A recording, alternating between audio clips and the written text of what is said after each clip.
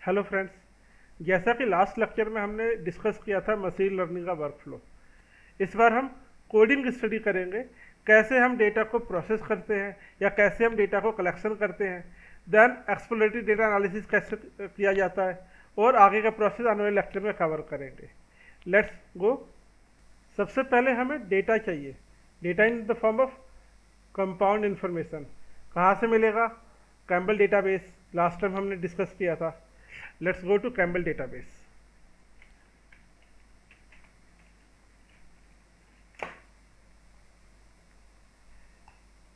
Campbell database में गए, यहाँ पे हम सर्च करेंगे किसी भी स्पेसिफिक प्रोटीन, क्योंकि जो मॉडल काम करेगा, क्लासीफायर मॉडल काम करेगा, बिकॉज वो क्लासीफाई करेगा कंपाउंड एक्टिव होगा या नहीं होगा। तो इसके लिए किसी भी प्रोटीन के अगेंस्ट काम करेगा, तो हमें स्पेसिफिक किस प्रोटीन के अगेंस्ट हमें वो मॉडल जनरेट करना है या मॉडल बनाना है। Let's take an example. हम इसके टारगेट पे जाते हैं। हमें टारगेट में 7 ऑप्शंस हमें मिल गए। हमें कौन सा लेना है? हमें सिंगल प्रोटीन होमोसैपियंस पर कंसीडर करेंगे, फर्स्ट वन। लेकिन हमें यहाँ पे कंपाउंड्स चाहिए। कंपाउंड्स इसमें ये रहा, पर उसकी एक्टिविटीज़ चाहिए। अगर डायरेक्टली हम केवल कंपाउंड्स को डाउनलोड करेंगे तो हमारे पास कंपाउंड्स का डेटा आएगा in terms of ADME profile. लेकिन हमें क्या चाहिए? हमें उसकी एक्टिविटी का भी डेटा चाहिए। ओके, तो हम जाएंगे एक्टिविटीज़ पे। एक्टिविटी पे क्लिक किया हमने, देन एक्टिविटीज़ के अंदर एक्टिविटीज़ में 25,055 कंपाउंड्स अवेलेबल है। हम इसे डाउनलोड करते हैं। CSV पे क्लिक किया। Now let's download.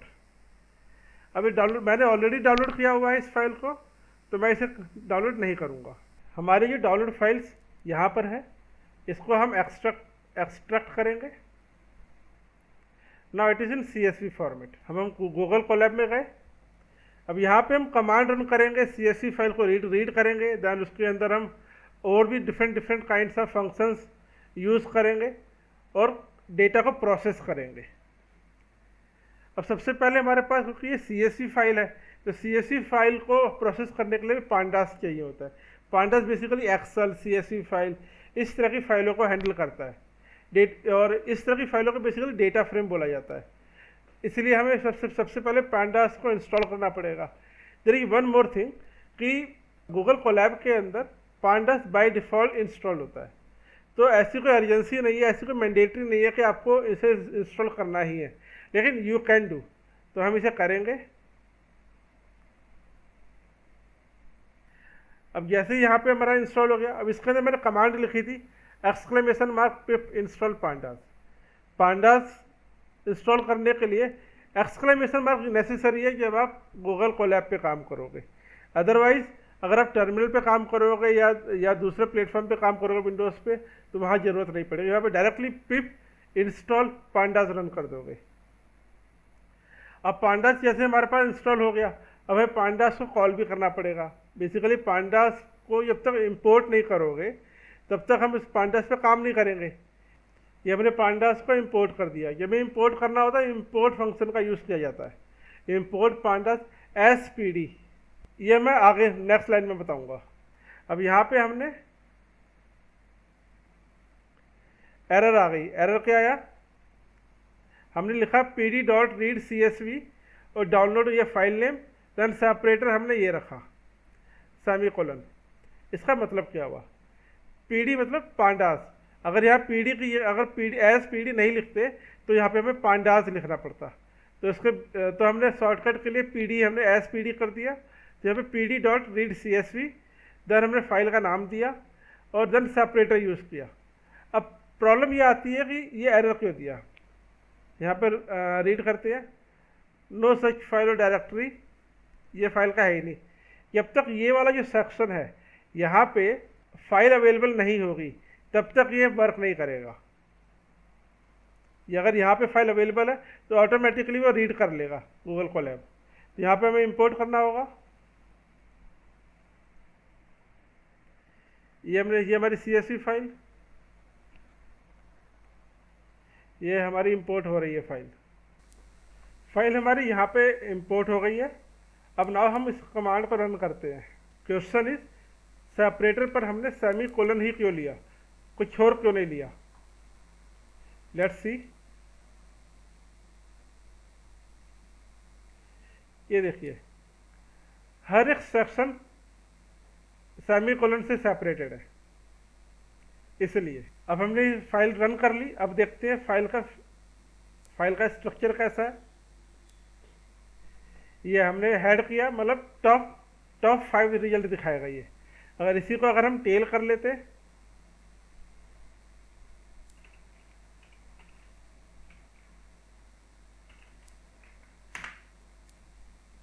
लास्ट 5 दिखाता है ये। ओके, हमारे पास ये सारे इसमें कॉलम्स है। Molecule ChEMBL ID, molecular name, max phase, molecular weight, RO5 violation, A log and these are all. Basically यहाँ पे 47 कॉलम्स है, पर यहाँ तो हमें थोड़े से ही दिखाई दे रहे हैं। हम देखते हैं एक्चुअली में कितने कॉलम्स हैं यहाँ पे, कॉलम नेम क्या है। तो जब भी कॉलम नेम देखना हो तो डेटा फ्रेम का नेम देन डॉट कॉलम्स, ये हमारे सारे कॉलम के नेम आ गए। These are all 47। ओके, अब हम 47 में से हमें कुछ फिल्टर आउट करने हैं, क्योंकि सारे हमारे यूज़ के नहीं है। तो हम क्या क्या ले लेंगे। डेटा फ्रेम हमारा क्या बनाया था हमने, DF। तो DF double square bracket, then molecular ChEMBL ID, standard type, standard units, standard value and SMILES. ये हमने इसमें से ले लिया। देखिए ChEMBL ID, standard type, standard value, standard units and last SMILES. This is a SMILES. Okay,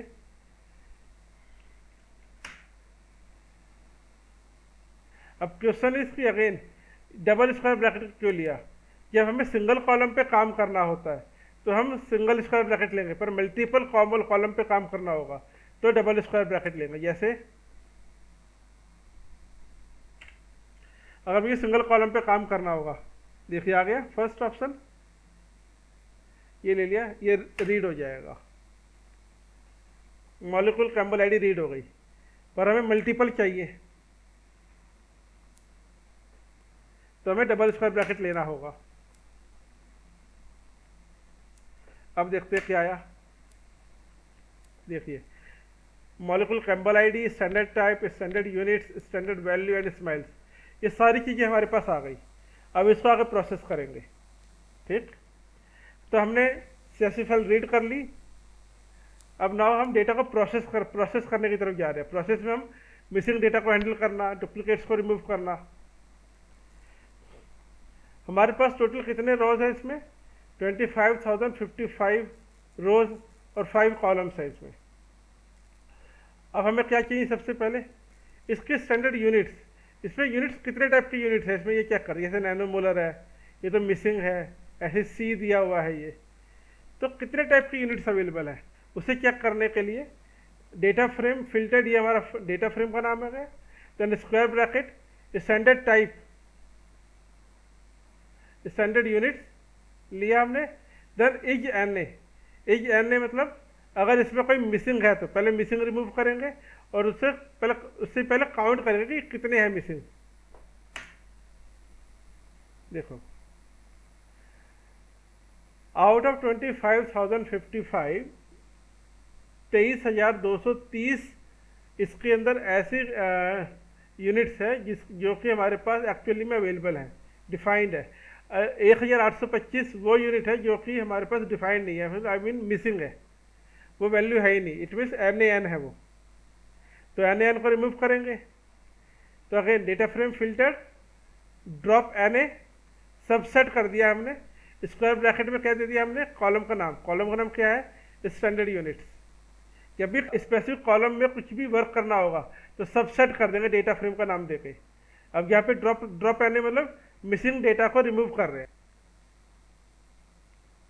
ठीक है, missing data को रिमूव किया। लेकिन साथ में हमने ये भी रीड किया यहाँ पे एक्चुअली में फिर फिल्टर्ड होने के बाद, मिसिंग डेटा को रिमूव करने के बाद कहाँ से, स्टैंडर्ड यूनिट में से। कितना हमारे पास बच गए फाइनली। तो फिर हमने फिर से चेक किया इस एन कोई वहाँ पे एन है या नहीं, एन कोई आई मीन कोई मिसिंग डेटा है कि नहीं है। तो 2230 फॉल्स है, मतलब कोई भी इसमें मिसिंग स्टैंडर्ड यूनिट्स नहीं है। क्लियर। अब नाउ इसका सेव देखते हैं। अभी हमारे पास एक्चुअली जो डेटा फ्रेम फिल्टर का डेटा फ्रेम है उसका सेव क्या है। सेव का मतलब उसकी डायमेंशन क्या है, number of rose and number of column. तो 23,230 ये नंबर ऑफ रोज है और 5 कॉलम्स है। अब इसको हम रन करेंगे स्टैंडर्ड यूनिट्स के रिस्पेक्ट में। क्यों, स्टैंडर्ड यूनिट्स हमारे पास कितनी थी, एनएम है, सी है, ऐसी बहुत सारी होंगी। देखते हैं कितने टाइप की है। देखो 23,230 स्टैंडर्ड यूनिट्स में से 19,116 नैनोमोलर में है, 2,475 परसेंटेज में है, 1596 सी में है। इस तरीके से डेटा दिया हुआ है। हमें चाहिए यूनिफॉर्म। हम केवल नैनोमोलर का डेटा लेंगे, बाकी को डिस्कार्ड कर देंगे। तो हमने अगेन कमांड लिया, हमने दिया फिल्टर, सबसेट बनाया फिल्टर के अंदर स्टैंडर्ड यूनिट्स का और नैनोमोलर पास किया हमने। अब हमने जो डेटा फ्रेम बनाया वो डेटा फ्रेम एस यूनिट्स बनाया हमने। क्लियर। अब एस यूनिट्स बनाने पे अब क्या करते हैं, एस यूनिट्स के अंदर कितने टाइप के नैनोमोलर वाले कितने टाइप के यूनिट्स अभी है, फिर से चेक करते हैं हम। सिंगल टाइप यूनिट है, कोई एक्स्ट्रा यूनिट है ही नहीं। तो इसके अंदर 19,116 नैनोमोलर यूनिट्स है केवल। इसकी शेप भी देख लेते हैं हम। 19,116 और 5 कॉलम है इसके अंदर। देन अब इसके अंदर वैल्यू काउंट और चेक करते हैं। इसके अंदर स्टैंडर्ड टाइप के अंदर, स्टैंडर्ड टाइप के अंदर क्या चेक करेंगे, क्या होता है स्टैंडर्ड टाइप। पहले ये होता है IC50, KI, KD। अब देखते हैं इसमें कितने टाइप का है। ये रहा, देखिए स्टैंडर्ड टाइप के अंदर हमारे पास जो वैल्यूज है, पोटेंसी है, IC50 है, KI, KD एंड EC50। ये 5 तरह की डेटा है जिनकी वैल्यू नैनोमोलर में दिया है और इनका टोटल 19,116 होगा। क्लियर। नेक्स्ट स्टेप में हम आगे बढ़ेंगे। इसमें से हम मिसिंग डेटा को रिमूव करेंगे और दूसरे कॉलम के अंदर जो दिया हुआ है, चाहे वो कैम्बल आईडी हो, चाहे वो आपका स्टैंडर्ड वैल्यूज़ है, चाहे वो स्माइल्स है, इनमें भी तो हम चेक करेंगे कि इसमें कोई मिसिंग डेटा तो नहीं है। वो नेक्स्ट क्लास में करें। आप इसे प्रैक्टिस भी कर सकते हो खुद का डेटा डाउनलोड करके। Thank you.